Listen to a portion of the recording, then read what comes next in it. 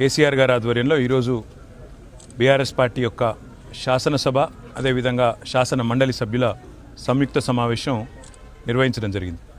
ఇందులో పెద్దలు కేసీఆర్ గారు చాలా వివరంగా అన్ని విషయాల్లో కూడా పార్టీ యొక్క సభ్యులకు పార్టీ యొక్క నాయకులకు దిశానిర్దేశం చేయడం జరిగింది. ముఖ్యంగా రాష్ట్రంలో ప్రస్తుతం నెలకొని ఉన్న ప్రజా సమస్యల మీద ప్రధాన ప్రతిపక్షంగా గలమెత్తి కొట్లాడాలి, తప్పకుండా ప్రభుత్వాన్ని నిలదీయాలి. మరి రాష్ట్రంలో ప్రజలు పడుతున్న ఇబ్బందుల విషయంలో బలంగా మన వాణిని వినిపించాలని చెప్పి కేసీఆర్ గారు సూచనలు చేయడం జరిగింది. అందులో రాష్ట్రంలో ముఖ్యంగా ఈరోజు వ్యవసాయ రంగంలో నెలకొని ఉన్న దుర్భర పరిస్థితులు, ప్రభుత్వం తానిచ్చిన హామీలు నెరవేర్చక, తానిచ్చిన హామీలు నిలబెట్టుకోక అరకొరగా రుణమాఫీ చేసి, రైతు భరోసా అనేది ఇంతవరకు లేకుండా చేసి, కొనుగోలు కేంద్రాలు కనీసం సరిగా నడపలేని పరిస్థితి, బోనస్ ఇవ్వకుండానే ఏదో చేసినట్టుగా నటిస్తూ ఇవాళ రైతులను దగా చేసి విజయోత్సవాలు పేరిట మళ్ళొక్కసారి వాళ్ళను అవమానం పాలు చేస్తున్న వైనాన్ని చాలా దీర్ఘంగా చర్చించడం జరిగింది. రాష్ట్రంలో ముఖ్యంగా గ్రామీణ ప్రాంతాల్లో ఉండే రైతులందరికీ భారత రాష్ట్ర సమితి తరపున మేము చెప్పేది, మీ గొంతుగా మీ వాణిగా మేము ఇటు శాసనసభలో అటు శాసన మండలిలో తప్పకుండా ప్రభుత్వాన్ని అన్ని విషయాల్లో, అది రైతు భరోసా కావచ్చు, రుణమాఫీ కావచ్చు, మిగతా విషయాలు బోనస్ కావచ్చు, రైతు కూలీలకు ఇస్తామని చెప్పిన హామీలు కావచ్చు, అన్నిటి విషయంలో ప్రభుత్వాన్ని నిలదీస్తామని చెప్పి మీకు హామీ ఇస్తూ ఉన్నాం. దాంతోపాటు రాష్ట్రంలో ఈరోజు గురుకులాల్లో నెలకొని ఉన్న అధ్వాన పరిస్థితులు, దానివల్ల రాష్ట్ర వ్యాప్తంగా బలహీన వర్గాల పిల్లలు, ఎస్సీ కావచ్చు, ఎస్టీ కావచ్చు, మైనారిటీ కావచ్చు, బీసీ కావచ్చు, ఏ పిల్లలనైతే ప్రభుత్వమే తల్లి తండ్రి అయి వాళ్ళ ఆలనా పాలన చూసుకుంటుందని మరి ఆ తల్లిదండ్రులు భావిస్తారో, ఈరోజు ఆ హాస్టళ్లలో నెలకొని ఉన్న దుర్భరమైన పరిస్థితుల్ని గురుకుల బాట ద్వారా మా బీఆర్ఎస్ విద్యార్థి విభాగం వెలికిలోకి తీసుకొచ్చింది. ఇవాళ ఆర్ఎస్ ప్రవీణ్ కుమార్ గారి నాయకత్వంలోని ఒక కమిటీ మా పార్టీ అధ్యక్షులు కేసీఆర్ గారికి ఒక అధ్యయన రిపోర్ట్ను కూడా సబ్మిట్ చేయడం జరిగింది. గతంలో విద్యాశాఖ మంత్రిగా పనిచేసిన శ్రీమతి సబితా ఇంద్రారెడ్డి గారు కానీ, అదేవిధంగా సంక్షేమ శాఖ మంత్రిగా పనిచేసిన జగదీష్ రెడ్డి గారు కానీ, వారందరూ కూడా తమ తమ ఆలోచనలు కూడా ఆనాటి పరిస్థితులు, ఆ రోజు ఎట్లా అంత బాగా నడిచింది, ఈరోజు ఏ రకంగా మరి గురుకుల పాఠశాలలు నీరుగారిపోతున్నాయి అని చెప్పి చాలా వివరంగా వారు కూడా వివరించడం జరిగింది. పెద్దలు కేసీఆర్ గారు చెప్పిన మాట ఏమంటే, గురుకులాలు ఆనాడు ఎంత చక్కగా నడిచినాయో, ఏ రకంగా విస్తరించినాయో ఇవన్నీ కూడా ప్రజల కళ్ళ ముందే ఉన్నాయి. వాటిని మరి సంస్కారవంతంగా నడిపే దిశగా ప్రభుత్వం మీద ఒత్తిడి తేవాలి. తప్పకుండా అక్కడ నెలకొని ఉన్న పరిస్థితులను కళ్ళకు కట్టినట్టు, అవసరమైతే ఫోటోలతో సహా, ఆధారాలతో సహా, వివరాలతో సహా ప్రభుత్వం దృష్టికి తీసుకొని రావాలని చెప్పి కూడా వారు మాకు ఆదేశం ఇచ్చారు. తప్పకుండా మరొక కార్యక్రమంగా దాన్ని కూడా తీసుకుంటాం. అదే మాదిరిగా రాష్ట్రంలో దౌర్జన్య కాండ ఏదైతే జరుగుతూ ఉందో, ముఖ్యంగా గిరిజన దళిత రైతులు, వారి మీద ఈరోజు అది కొడంగల్ నియోజకవర్గం కావచ్చు, లేదా సంగారెడ్డి జిల్లా న్యాల్కల్లో కావచ్చు, లేదా ఇతర ప్రాంతాల్లో కావచ్చు, ఏ రకంగా దౌర్జన్యంగా ప్రభుత్వం ఈరోజు మరి రైతుల మీద దాడి చేస్తూ, వారిని హింసిస్తూ, వారిని ఈరోజు కేసులు పెట్టి నిర్బంధిస్తూ వారి భూములు లాక్కునే ప్రయత్నం చేస్తున్నదో, తప్పకుండా ఈ విషయంలో కూడా రాష్ట్ర ప్రభుత్వాన్ని నిలదీస్తాం.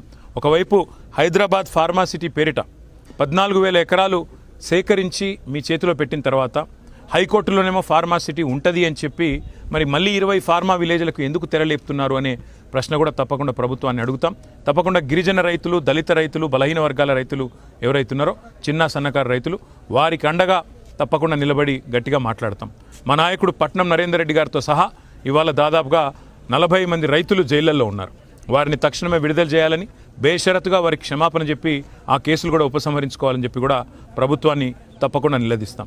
అదే మాదిరిగా మా నాయకులు, గౌరవ శాసనసభ్యులు కానీ, శాసన మండలి సభ్యుల మీద కానీ ఎక్కడికక్కడ వారి హక్కుల ఉల్లంఘన జరుగుతూ ఉంది.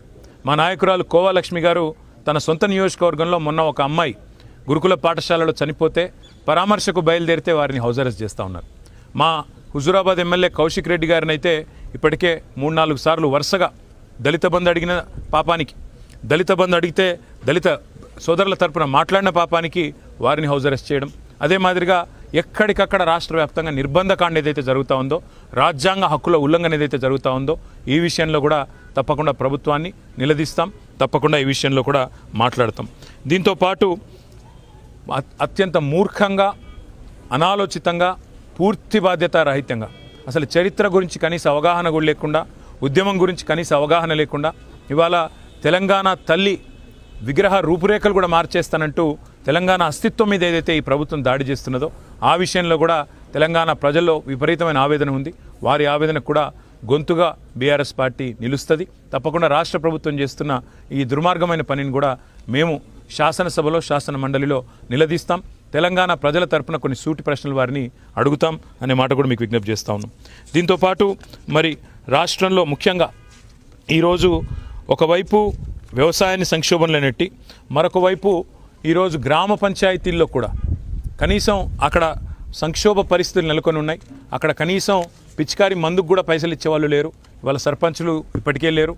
ఆ తాజా మాజీ సర్పంచుల బిల్లులు కూడా ఇచ్చే దిక్కు లేదు. కనీసం ఉన్న సెక్రటరీలకు కూడా డబ్బులు ఇచ్చే పరిస్థితి కూడా ఈ ప్రభుత్వానికి లేదు. పల్లె ప్రగతి పేరిట చక్కగా నడిచి కార్యక్రమాలు నడిచి దేశంలోనే అత్యుత్తమ గ్రామాలు ఎక్కడున్నాయంటే తెలంగాణలో ఉన్నాయనే విధంగా మరి పంచాయతీరాజ్ను నడిపించిన బీఆర్ఎస్ ప్రభుత్వ ఆలోచన విధానం మరి ఈరోజు కాంగ్రెస్ మొత్తం నాశనం చేస్తూ ఉంది. ఈ విషయంలో కూడా గ్రామీణ ప్రాంతాల ప్రజల తరపున తప్పకుండా గ్రామాల ప్రజల తరపున గౌరవ తాజా మాజీ సర్పంచుల తరపున వారి ఆవేదనను కూడా రాష్ట్ర ప్రభుత్వ దృష్టికి తీసుకొస్తాం, వారిని ప్రశ్నిస్తాం. అదేవిధంగా దళిత బంధు లాంటి కార్యక్రమాన్ని మేము తీసుకొస్తే కాదు 12 లక్షలు ఇస్తాం, దాని పేరు అంబేద్కర్ అభయహస్తం అని చెప్పి సంవత్సరంన్నర దాటింది. ఈరోజు వరకు కనీసం రూపాయి కూడా విడుదల చేయపోగా దళిత బంధువులో 2వ విడత డబ్బులు కూడా ఇవ్వడం లేదు. ఈ విషయంలో కూడా రాష్ట్రంలోని దళిత సోదరుల తరపున మరి బీఆర్ఎస్ పార్టీ తప్పకుండా వారిని నిలదీస్తుంది రాష్ట్ర ప్రభుత్వాన్ని అనే మాట కూడా చెబుతూ, అదేవిధంగా రాష్ట్ర వ్యాప్తంగా ఇంకా 1-2 కాదు ఎన్నో సమస్యలు, మోసాలు, దోకాతో అధికారంలోకి వచ్చి అడ్డగోలు హామీలతో అధికారంలోకి వచ్చిన కాంగ్రెస్ పార్టీ ముఖ్యంగా 420 హామీలు మేనిఫెస్టోలో పెట్టి రకరకాల డిక్లరేషన్ల పేరిట బీసీ డిక్లరేషన్ పేరిట 42% రిజర్వేషన్ ఇస్తామని, అదే మాదిరిగా బీసీ డిక్లరేషన్లో 1,00,000 కోట్ల బడ్జెట్ పెడతామని, బీసీ డిక్లరేషన్లో బీసీ సబ్ ప్లాన్ పెడతామని ఇట్లా అరిచేతిలో వైకుంఠం ఏదైతే చూపెట్టినారో ప్రతి అంశం మీద ప్రతి డిక్లరేషన్ మీద 420 హామీల మీద కాంగ్రెస్ మేనిఫెస్టోలో ఇచ్చిన ప్రతి హామీ మీద ఈ ప్రభుత్వాన్ని నిలదీస్తాం.